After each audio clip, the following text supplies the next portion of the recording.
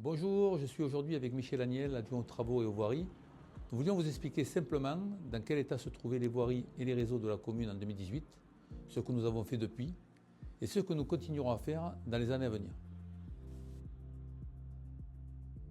Après plus de 20 ans de mandat du député maire, la situation était très claire.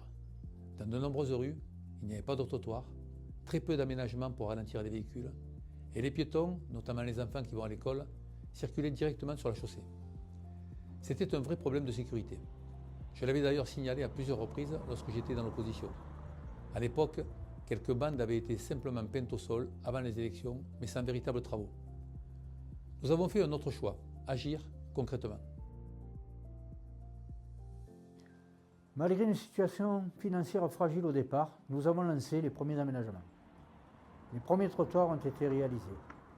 Rue Joseph-Antoine Meyer, chemin du Boulas. Puis, nous avons engagé des rénovations complètes sur plusieurs axes très fréquentés. Rue des Anciens Combattants, rue de Boulogne en deux tranches et Joliot-Curie. Et dans ces rues, nous n'avons pas seulement refait la chaussée, nous avons repris les réseaux d'eau potable, l'assainissement, la gestion des eaux pluviales et parfois l'enfouissement des réseaux. Ce sont des travaux lourds mais indispensables que les candidats qui se présentent aujourd'hui n'ont pas pris en compte. Un exemple marquant est la rue Adair.